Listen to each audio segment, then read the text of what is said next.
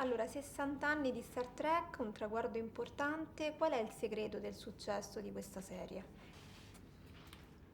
The positive messaging, the optimism and the hope for the future that it provides. It's uplifting in a scary time in this world. It's nice that families can share it.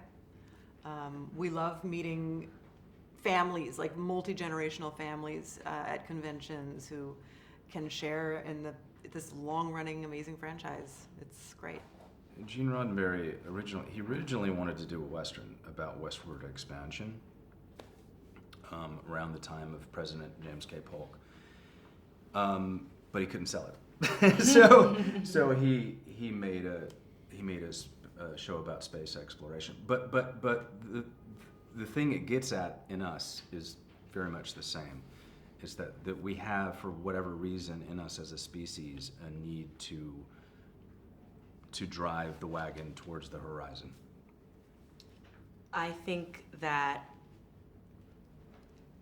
Rebecca said it earlier, that Star Trek has become more and more necessary the more divided our world becomes.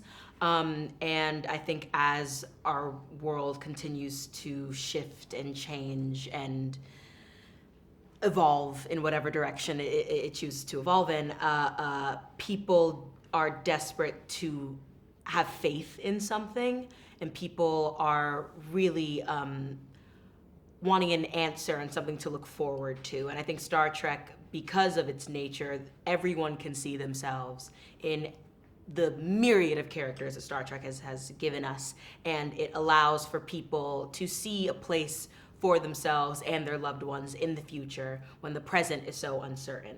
And I think that has been keeping generations of families coming back and hungry for something to believe in, something to lean on, something to say, okay, this may look really scary our time right now, but there is a readily available future if we believe in it and move towards it. If we choose to do it.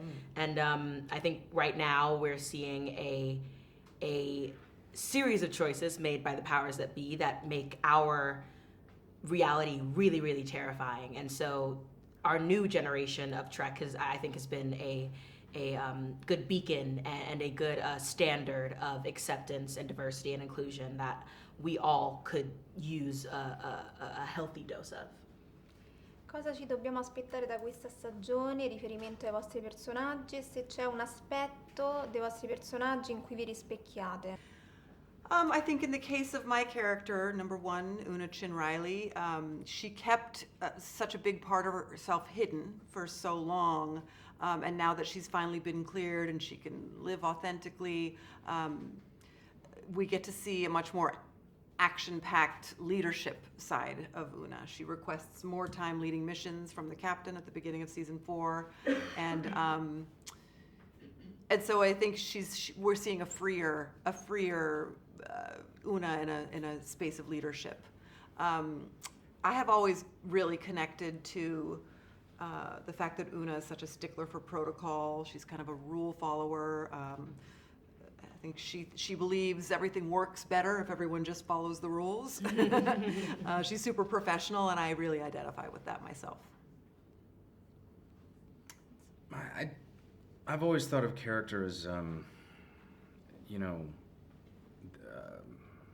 I was in my 20s, there were probably like 5 or 6 versions of Anson, depending upon my company or my job or whatever. And now there's probably around 15 or so, and hopefully by the time I'm 80, there'll be like 35 different Ansons.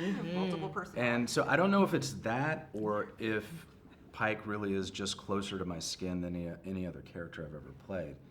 But it didn't feel like a stretch in that sense, or the writers are just really good at writing towards my strengths.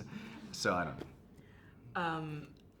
I've had the gift of playing a character who's very similar in age towards myself, very similar in experience, very similar in trauma.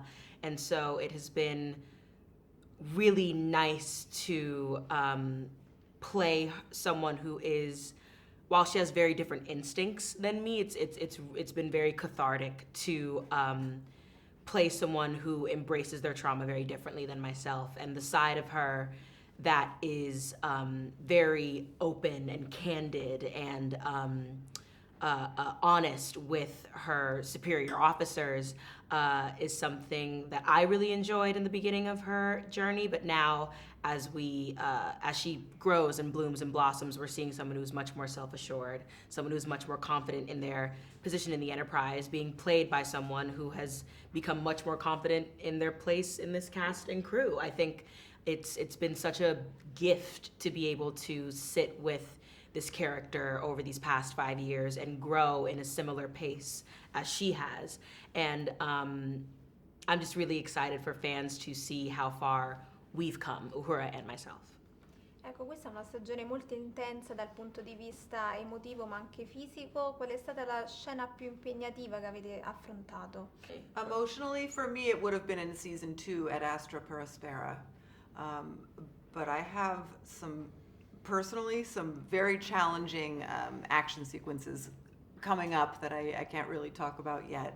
But it's so fun to get to do both and to work out the action yourself. I mean, we have incredible stunt doubles as well, but we try and do as much of it as we can ourselves, and so it's always a different muscle that you flex. I think my biggest challenges are coming up. You haven't seen them yet. As are mine. My season 4 physically was very demanding. I think we see with confidence comes momentum, and I think Uhura's physical momentum has reached a peak that we haven't seen yet in our show. I think emotionally, similar. It's a similar arc. I think emotionally, a lot of heavy lifting is coming, and I can't really share too many details of it. I want it to be a surprise, and I think Paramount won't have us spoil anything here just yet. But yeah, there are really exciting depths that we are going to reach physically and emotionally in the later end of this season. Season 4. Thank you. Thank you you so Grazie much. mille.